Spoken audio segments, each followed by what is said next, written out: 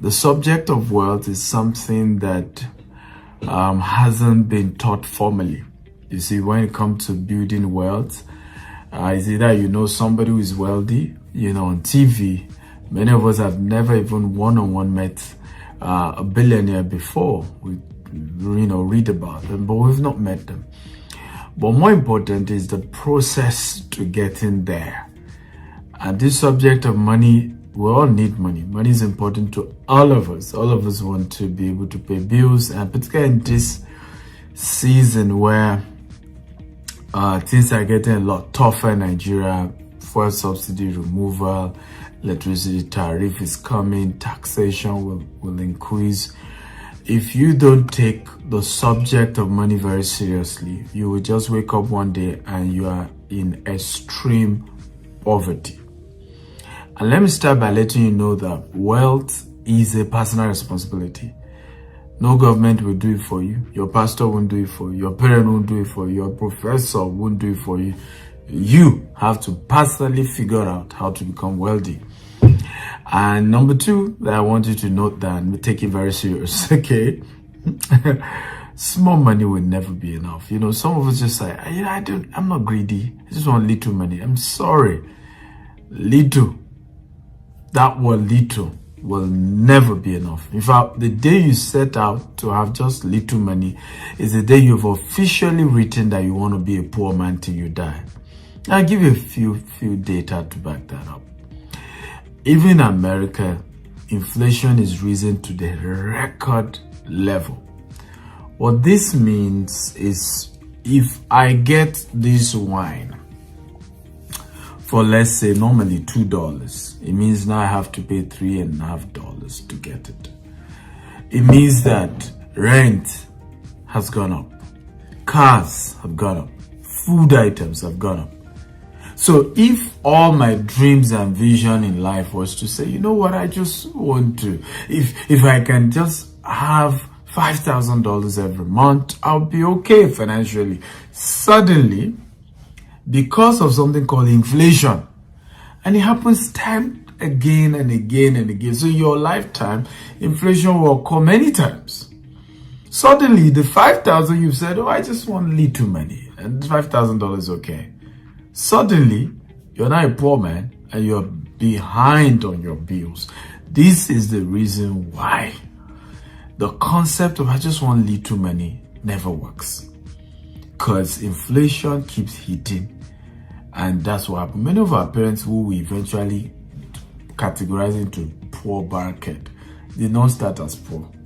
In fact, I remember my dad saying to me, I was the first person to buy a car in our family, in our lineage. He had a B2 Volkswagen car. Unfortunately, years later, owning a Volkswagen means you're a poor person. But it didn't start that way. So what does it then mean, this concept of being wealthy? Wealth is the ability to be able to have more than enough, okay, irrespective of economic situation in the nation you live in, and probably even globally. Your ability to be a rich man in Nigeria, and at the same time you go to the US, you're still a rich man. Now we can say you're wealthy. But wealth is also beyond just what you take care for you and your family. It's also your ability to have enough to give, to help, to impact the society. And for you to do that, a lot has to change. Somewhere about testing, I guess, says the definition of insanity is doing the same thing over and over again and expecting a different result. So it has to be different. Now, let me share my own personal story. How did I get into this world where wealth became something very important for me, and I was particular about having it? So I was born to a middle-class family, or you can say lower-class family. My mother was a civil servant. My father's business that crumbled by the time I was born. And so I remember at some point we're in Maiduguri and we're living in a village, no running water, no electricity. We have to trek many kilometers to even see a tarred road and then take a bus to go to school. So we're practically in the village. And that was the kind of lifestyle. I didn't even have a bed. I did not see a water closet that you could flush your toilet until I was 13. But by the time I became a teenager, 14, 15, by 13 we moved to Kwara State. We lived in a place where there was no electricity, there was no running water. And I could see a lot of our neighbors having good cars, and we were say a bit, struggling. The only car my dad bought at some point, we had to keep pushing it, and it was just embarrassing. And growing up as a teenager, I knew I didn't want this lifestyle. Going to school, my mother would have to go and borrow money from my neighbors, and it was just embarrassing. I knew this lifestyle wasn't for me. So I started reading books on money. I read my first book on money 17, 18, called Rich Dad Poor Dad. I read a book called Acres of Diamond, Think and Grow Rich. So mentally, I started seeing the possibility that even though I wasn't born from a rich home, a rich family can come out of me. The possibilities are showing, for real. And fortunately for me, I lost my mother to ovarian cancer. And for me, that was the last straw that broke the camel's back. Of course, because from reading books, I started a business. I knew the direction I wanted to go. But the subject of understanding that there's nothing to love about poverty, there's nothing glorious about poverty, there's nothing exciting about poverty, it struck me when my mother died of cancer. As a civil servant, she couldn't afford private hospital, so she was going to teaching hospital for 6 months. They couldn't diagnose what was wrong with her. And then she went to teaching a private hospital, did a lot of tests, only to discover she had ovarian cancer. But it has spread. 2 days after removing the tumor or whatever it is, she died. And my mother, you see, was the most important person to me. She was special. She was everything. I'm who I am today because of the sacrifice of my mother. And of course, many other people. My mother was major. And when I checked the bill after she died, the entire bill was just a little over 500,000 naira. I said to myself, so it meant that if we had had 500,000 naira 6 months ago, my mother would have had more time to live.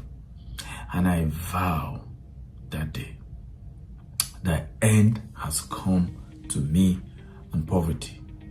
And I want to have enough so that no close direct relation to me will suffer this anymore.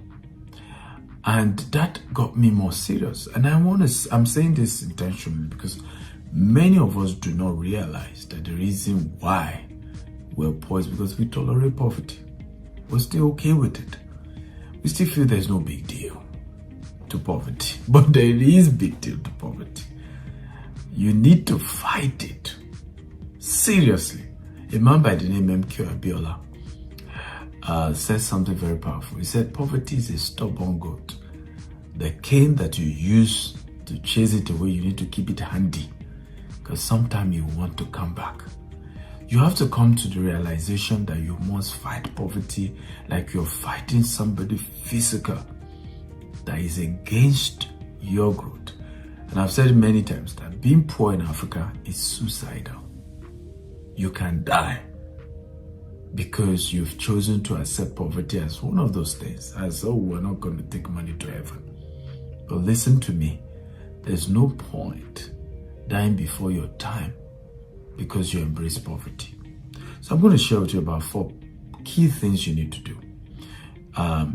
Personally, things within your control if you want to end this poverty thing. Number 1 is get financial literacy. So I share with you my story. I read the book Rich Dad Poor Dad at the age of 17, 18. If I didn't have that mindset, if I didn't become financially literate as a result of reading that book at that early age, I will still be poor today. It's easy for people to look at me and say, oh, you're wealthy at a young age. I remember seeing my doctor and he said, oh, my son is just 4 years younger than you and you're this successful.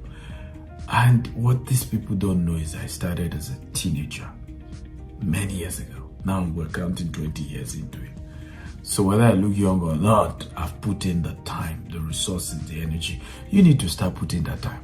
How many books on money have you read? When last did you read book on money? How many seminars teaching you about money did you go and pay for and say, I am committed to becoming wealthy and I want to sit under somebody who's already wealthy and I want to learn the entire process of becoming wealthy? Have you done that? If you haven't done that, then you're not yet really serious, because that's the beginning of this so-called becoming wealthy.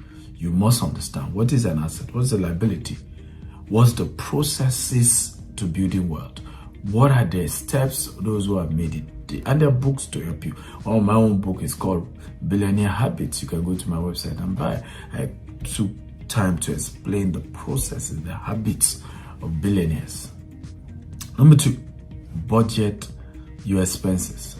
Right? I suffered this as well, and sometimes I'm still caught in the web of not having proper budget.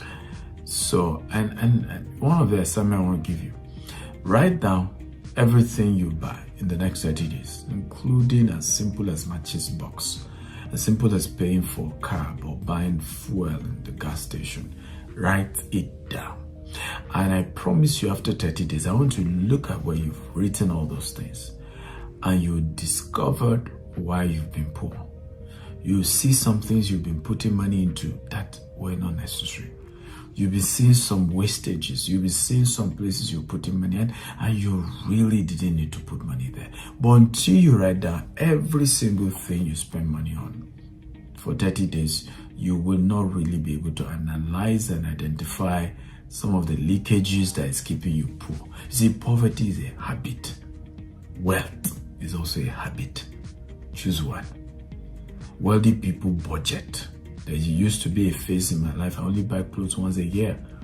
Even if I'm lodging in an hotel that has a mall, I'm not going to buy. I just shop once a year because I wanted to budget it. I wanted to be sure I'm not just doing impulse spending, right? Impulse spending, just buy it, right? Poor people buy what they don't need to impress people that don't care.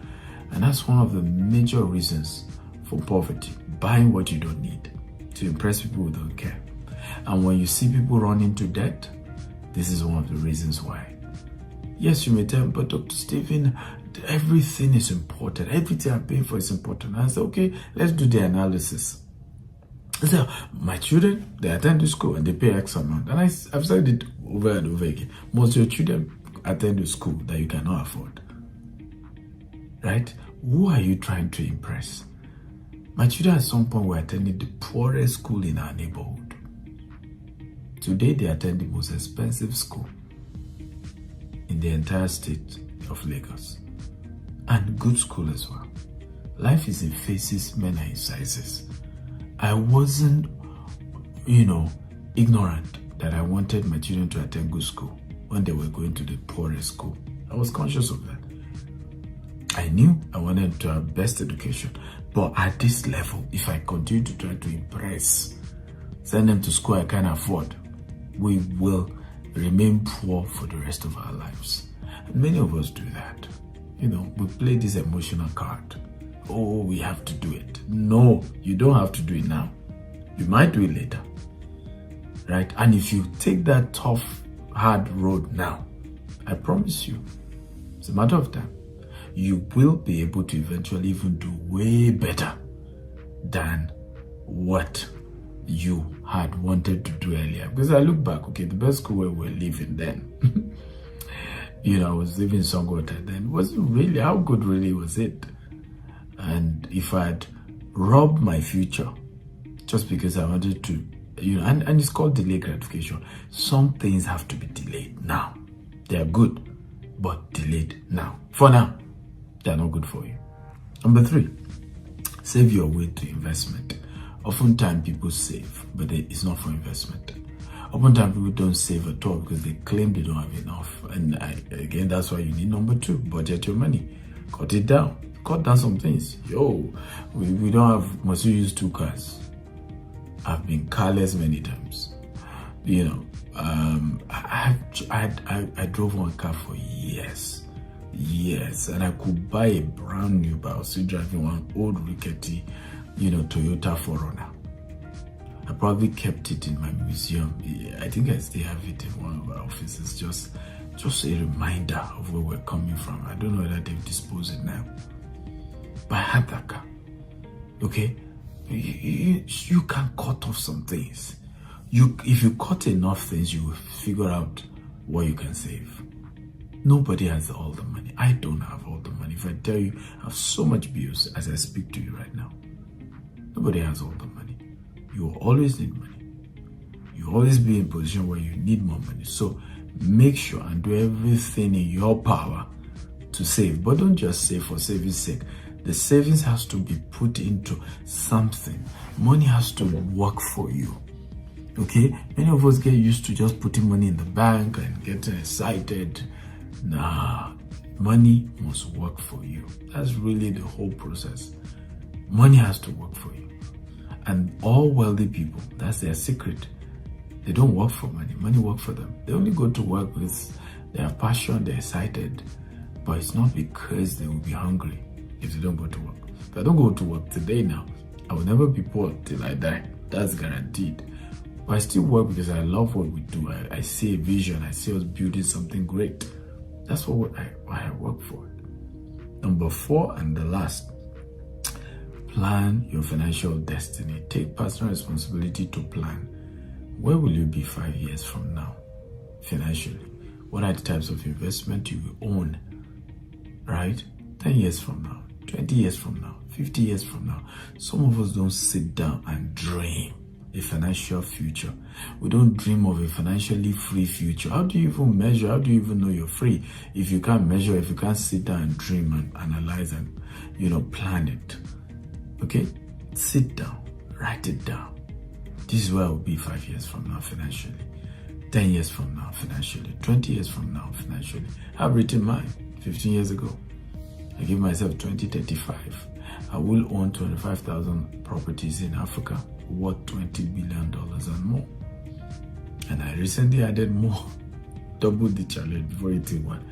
I will have another 25,000 housing units outside of, Africa, across the globe. Over $20 billion and more. It's a challenge. Have I gotten there? No. That's the race. I mean, you set the target so that you can run and pant. Some of us just want to, God will do it, I leave it to God. God will not do for man what man can do for himself. God gave you and I brain so that he can rest. Use the brain. Plan it. Write the vision down. Make it plain that you may run that read it. It's when you write it down, you can now present it to God. That, Lord, this is my desires. I need your help to accomplish it. But man was designed to plan his or her own future. Particularly, his or her own financial future. A future you don't plan for, you will never get there. Dr. Stephen Akintayo. Feel free to go to my website for my books. You can, of course, work with our company, GTEX Holdings. We're into so many real estate investment programs. You can check any one of them out. And of course, don't forget to join the Stephen Akintayo University. It's a platform that will just open you up into the world of finance, wealth creation,